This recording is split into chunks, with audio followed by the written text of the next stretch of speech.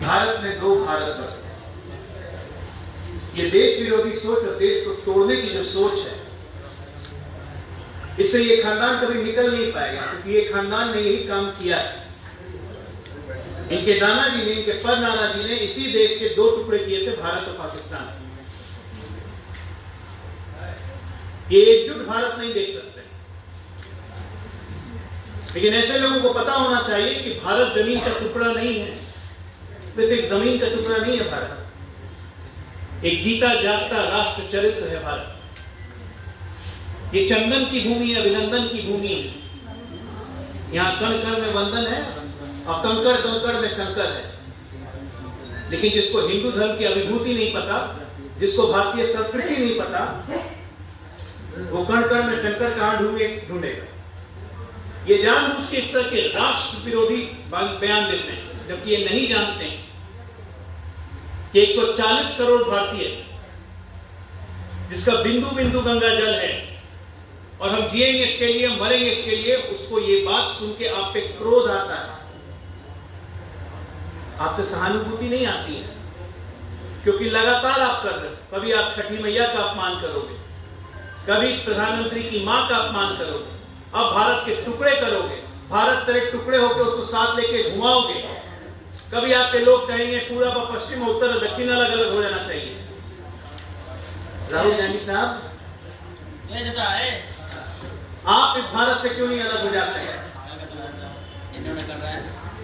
ऐसी ऐसी बात बोलना और ऐसे ऐसे शब्द बोलना, ये जाहिलपना की अंतिम पैदान पे आप पहुंच चुके हैं।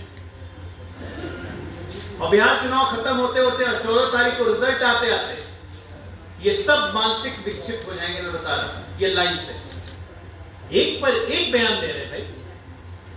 एक भारत दो भारत है। क्या दो भारत है? बांट दे भारत फिर से। ये न्याय की घटिया, जलील और गिरी हुई सोच। ये सोच आ रही है एक ऐसे व्यक्ति से जो हमारा नेता विपक्ष है। मैं बाकी विपक्ष के साथियों से पूछूंगा, क्या आप इसी लाइन में हैं कि दो भारत है? वाजपेयी जी की लाइन याद रखिए, ये जमीन का टुकड़ा नहीं है, ये जीता जागता राष्ट्र चरित्र है। और जिसको इस राष्ट्र चरित्र से दिक्कत है, वो इस राष्ट्र को अपना राष्ट्र नहीं मानते हैं, जो कि राहुल गांधी खुद कह चुके हैं।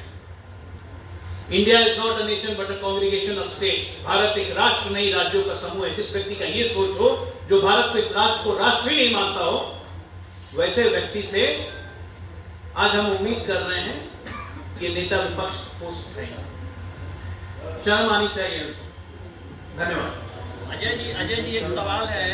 राहुल, कांग्रेस पार्टी ने पहले ट्वीट किया जननायक राहुल गांधी को। आप ट्वीट आया है कांग्रेस पार्टी की तरफ से, इंदिरा गांधी महिला थी, लेकिन इस मर्द नरेंद्र मोदी से ज्यादा दम उनमें था। नरेंद्र मोदी डरपोक हैं। 1971 में इंदिरा गांधी अमेरिका से नहीं डरी, उनके आगे नहीं झुकी। नरेंद्र मोदी में दम है तो कहते कि ट्रंप ने ऑपरेशन सिंदूर नहीं रुकवाया। ऐसा है कि ये निरामिष व्यक्ति जो हमारा लीडर ऑपोजिशन है राहुल गांधी जी, ये न्यायिक थी, मूर्ख और पापी। कल छठी मैया का अपमान किया और आज और इंदिरा गांधी की बात कर रहे हैं। ये वही व्यक्ति जो कहता है कि हम हिंदू धर्म में वह शब्द होता है शक्ति, हम शक्ति से लड़ रहे हैं। शक्ति हम किसको मानते हैं? मां की शक्ति को मानते हैं। अरे इंदिरा गांधी ने जो शौर्य दिखाया तो उसके लिए पूरे राष्ट्र ने उनकी तारीफ की, हमारे नेता ने भी तारीफ की, सबने तारीफ की, पूरे राष्ट्र के साथ खड़ा। जब यहाँ पे भारत ने अपना शौर्य दिखाया, चाहे ऑपरेशन सिंदूर हो, चाहे सर्जिकल स्ट्राइक हो, चाहे एयर स्ट्राइक हो, ये क्या कह रहा था ये व्यक्ति? मर्द और औरत को इस तरह से डिफाइन करना, यही काम कर सकते हैं, ये क्या? और ट्रंप चाचा कितनी याद आ रही है, तो अमेरिका गए थे तो जाके मिले क्या नहीं ट्रंप चाचा से? समय नहीं दिया ट्रंप चाचा ने। जो व्यक्ति अपने देश की आलोचना दूसरे देश में बैठ के करता हो, अपने देश की लोकतांत्रिक व्यवस्था का मजाक उड़ाता हो दूसरे देश में, उस व्यक्ति को गंभीरता से लेने की क्या जरूरत है? मैं इस देश के मीडिया से पूछना चाहता हूं, क्या ऐसे व्यक्ति को नेता विपक्ष होना चाहिए? आप अपने देश की भूमि पर चुनाव नहीं जीत सकते हैं तो आप अपने देश की भूमि पे बम फेंकिएगा, किरासन फेंकिएगा। ये व्यक्ति निरामिष है, इनकी सोच मूर्खतापूर्ण है और इनको जवाब देने का कोई अर्थ नहीं। राहुल गांधी ने ये भी कहा है कि सीएम का रिमोट का बटन जो है वो जैसे ही पीएम दबाते हैं और सीएम बोलने लग जाते हैं। ये रिमोट कंट्रोल पीएम के हाथ में है। ये 10 जनपद प्रधानमंत्री मनमोहन सिंह समझा हुआ है क्या?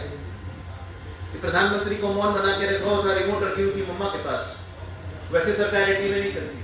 अजय जी, जिस तरीके से रील बनाने की बात प्रधानमंत्री ने कहा था कि रील बना करके आज क्रिएटर पैसा कमा रहे हैं, उसको लेकर उन्होंने कहा कि राहुल गांधी जी की रील बनाकर पैसे कमाने की बात कर रहे हैं। ये रील से पैसा तो जियो कंपनी वाले कमा रहे हैं, मोदी जी के दोस्त है। सबसे ज्यादा रील कौन बनाता है? मखाना के खेत में जूता पहन के कौन उतरता है? बढ़ाई के यहाँ कारपेंटरी कौन करता है? जूते की दुकान में जूता बनाने का काम कौन करता है? ये सब रील नहीं तो क्या है? फील है। इस रील से मिले हुए पैसे कहाँ जाते हैं? लालू जी के यहाँ मटन कौन बनाता है? कौन रील बनवाता है? कुछ भी बोलते हैं भाई। तो कहे उनके दोस्त पैसा कमाए। हाँ, कुछ भी बोलते हैं। वही तो मैं कह रहा हूँ कि इनको गंभीरता से लेने की जरूरत नहीं है। आप लोग भी धीरे धीरे समझिए, कोलंबियन इफेक्ट है, चलेगा 14 तारीख तक। 14 को खुमारी उतर जाएगी। आलोक जी, एक सवाल है। अमित शाह जी से एक सवाल पूछा गया था बिहार में उद्योग लगाने के सवाल पे। उन्होंने कहा था कि बिहार में जमीन की कमी है, तो क्या आने वाले समय में जब आपकी सरकार बनती है तो क्या यहाँ आप लोग कोई उद्योग लगाने वाली कोई ऐसा कॉन्सेप्ट नहीं है? तो उन्होंने कह दिया कि जमीन यहाँ पे उपलब्ध नहीं है। उन्होंने बिल्कुल ऐसा नहीं कहा था कि यहाँ जमीन नहीं है इसलिए उद्योग नहीं लग सकता। उन्होंने कभी नहीं कहा था। इसी चैनल में चल रहा है। वही कह रहा हूँ, उन्होंने कभी नहीं। इसी को कहते हैं नैरेटिव बनाना। और एक बात बता देते हैं, उद्योग मतलब मानसिक उद्योग भी होता है। बिहार में उद्योग एक से एक है। सब लालू जी के राज में बंद हो गए। झारखंड कटा, टाटा बन गया। उसके बाद कौन से उद्योग स्थापित हुए यहाँ पे? क्या यहाँ सीमेंट फैक्ट्री नहीं लगी? क्या यहाँ साइकिल फैक्ट्री नहीं लगी? और अब आईटी हब नहीं बन सकता है, एआई हब नहीं बन सकता है, सेमीकंडक्टर क्या बिहार में नहीं लग सकता है? हम सबसे ज्यादा टू व्हीलर रिड्यूस करते हैं पूरे देश में। क्या टू व्हीलर की फैक्ट्री यहाँ नहीं लग सकती है? सब कुछ लगेगा, सब कुछ लगेगा। पैसे में देंगे आप लोग, पैसे जारी करेंगे? क्यों नहीं करेंगे? दिमाग की मैन्युफैक्चरिंग बिहार की धरती करती है, पूरे देश को बिहार खिलाता है। जब दिमाग की मैन्युफैक्चरिंग हम करते हैं तो सबकी मैन्युफैक्चरिंग हम कर सकते हैं। धन्यवाद।